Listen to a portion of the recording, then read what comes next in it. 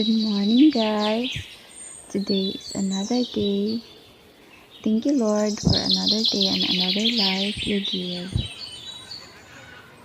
Today is a vacation day and nato diri sa dagat with a white sand and it's very fine sand. So, it's a very beautiful sand and sea.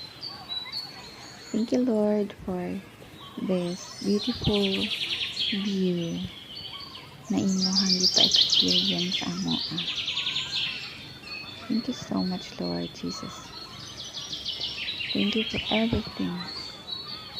Thank you for the life.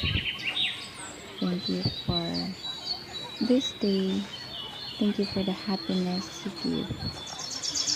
So, as we see, there are many corals in the ocean and it's early morning.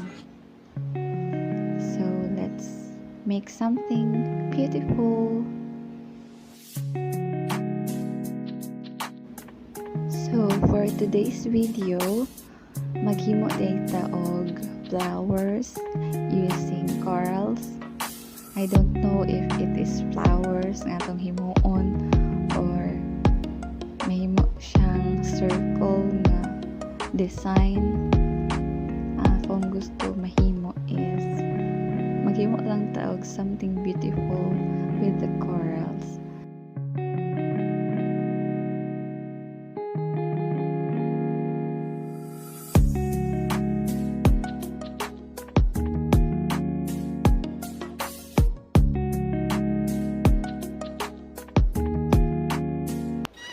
But before we will continue, let us read a Bible verse first. It says in Colossians 2:6 verse 7, "And now just as you accepted Jesus Christ as your Lord, you must continue to follow Him. Let your roots grow down into Him and let your lives be built on Him. Then your faith will grow strong in the truth you were taught, and you will overflow with thankfulness." Praise God. Hindot kayo ang verse igsoon no nga kung makaila na daw ka kay Jesus Christ, dapat daw mo continue ka sa pagpalo sa iyaha para mo grow ka jud sa iyaha and ang imong life ma-build jud sa iyaha dahil ang imong faith mahimong strong. So basta mo follow na day ka sa Ginoo igsoon no, dapat no turning back na jud siya. Kay nga naman unsaon man nimo pag-grow sa Ginoo, unsaon man nimo pag-glorify sa iyaha, so nung pag-follow sa iyaha kung turn your back na ka. So dapat when you follow God, dapat no turning back good. Para always ka mahimong thankful dira sa Ginoo. Dili ka magduha-duha sa iyaha. Para pod magkaroon og roots ang imong faith igsoon no. So nindot kaayo kung ang imong faith di ay kay naanay roots. So ibig sabihin kung naanay roots, ibig sabihin hapit na siya mamunga. So kung naanay bunga igsoon, nindot kaayo ang kung naay bunga ang imong faith mo. Nung anong mag-share man ko di ay igsuon tungod kay sugo pod na sa Ginoo no. Kay as people no, kinahanglan dita og word of God. Kay ang tawo, a man cannot live by bread alone, but by every word that come from the mouth of God. So kita tawo gibuhat ta sa Ginoo, kinahanglan jud nato ang pulong sa Ginoo sa ating kinabuhi. Kay ang ating kinabuhi how ang siya kung wala ang pulong sa Ginoo na ipatulog sa ating kinabuhi. So bisan sa pangangkin sa kalibutan mo, bisan sa pang level sa kalibutan, kinahanglan mo ang Ginoo, kinahanglan mo ang word na mag-guide sa inyong kinabuhi para ang inyong kinabuhi na ay kalinaw, kalipay,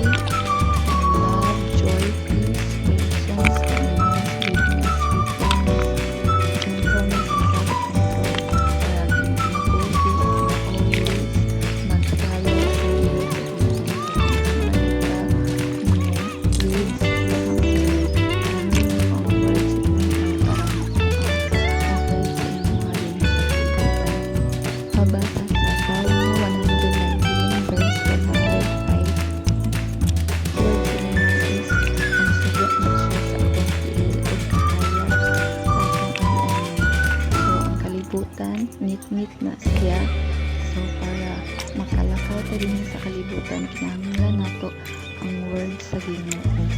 Kinahanglan nato ang Ginoo mag-guide sa ato para mag-guide ka sa Ginoo kasama sa iyang word para mabala nato sa ang sakto na ang atong hapon para mag-glorify sa dili pwede mo pagtuon ka sa atong hapon, dapat magtuon na magtuon sa to. So para mabalaan nato kung unsa ang sakto nga kabubuton sa Ginoo, kinahanglan magtuon ka sa iyang word. Dili man ka perfect sa una, sometimes sulit gihapon ta, pero naaman jud ang Ginoo always. Mangailan jud pud ta og pasaylo permi everyday sa ato ang mga sala. Dili jud ta perfect. Nung maningkamot lang jud ta sa itong kinabuhi. Atong mabuhat ang sakto para sa Ginoo. Kay nindot man gud kung ang Ginoo ang atong sundon. Pero ang atong kinabuhi kay hapsay. Atong kinabuhi is malipayon. Atong kinabuhi is satisfied din na sa iyaha. Kay sa Ginoo lang jud nato mabati ang tinuod nga katagbawan. So kung wala pa na nimo na bati igsuon ang tinuod nga katagbawan, try nimo pangitaon ang Ginoo, seek God. Ato siya igsuon sa atong life jud no. Mag-work ta, pero kinahanglan jud nato ang guidance kay sa Ginoo pa ni. Mabisan sa atong buhaton, sa atong kuri-kurian sa atong kinabuhi. Permi lang jud ka dapat maghangit sa Ginoo og guidance para ang ato ang buhaton makuan jud permi sa iyang will dayon ang atong spirit is whole, dili ta dali magkaroon og depression, anxiety. Kinahanglan jud nato ang Ginoo kay para dili ta madali madaog sa enemy, sa kaaway. Kay kana bitong mga depression, anxiety, iyan na sa kaaway. Ang kaaway man naghimo siya battle sa atong mind para magkagubot ato ang huna-huna, mag-overthink. So ang kaaway gyud ang gahimuan na tanan. So para malikayan na nato siya, always nato andumon ang Ginoo, always nato i-prioritize ang Ginoo, always nato i-glorify ang Ginoo, always nato i-acknowledge ang Ginoo, always ta mag-pray sa Ginoo. Dasagon sa atong buhaton, atong hunaon ang Ginoo. Kung unsa ang iyang kaayo, unsa ang iyang unsa siya ka buutan, unsa siya ka merciful sa atoa. Permi jud siya mag-guide sa atoa. Basta matawag ta sa iyaha, perminti siya na naminaw sa imuha. So ang imong kasing-kasing malipayon tungod kay naa ang Ginoo sa imuha nagban. So happy ka. So dili happy bitong kanang happy ra ka sa picture. Example, happy ra ka sa picture pero sa tinuod you are very broken. So kung naa ang Ginoo, bisag sa picture mo dili kay katungtong happy, pero deep inside in your heart you are happy because you have God in your life. So in ana na siya igsuon mo, nindot ang kinabuhi basta naa ang Ginoo, naa si Jesus Christ. So ang name sa atong Ginoo, so kay Jesus Christ. So wala pa rin kahipalungan. Ang uban kay daghan man gud ang ilang ipang-ingon nga name ko na sa Ginoo. Pero kung sa tinuod lang, ang name sa Ginoo kay isa ra man. Kaya ang name sa Amahan gihatag naman sa Anak. Doon ang gi-reveal man nga ang name sa Amahan Jesus Christ man, mao man ang gihatag sa Anak. So muna siya ang ngalan sa Ginoo, igsuon nga Jesus Christ.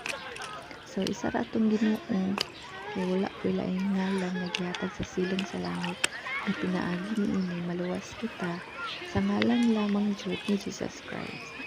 So ang mga apostles, if you read Bible, ang mga apostles ang ilang gisangyaw no si Jesus Christ ra jud, ang ilang gituohan si Jesus Christ, gipangluto sila, gipangpatay sila no si Esteban gani gibato siya tungod sa ilang pagtuo nga mao karon ang atong Ginoong Hesukristo no ila jud gituohan na si Jesus Christ bisan ang mga eskribag parisiyo no kuan sila gi-persecute sila kay salungat man kaayo ang mga eskribag parisiyo kay Jesus Christ apan ang mga apostles ang mga follower ni Christ no bisan na ay suffering no ilang giagwanta tungod sa ilang faith.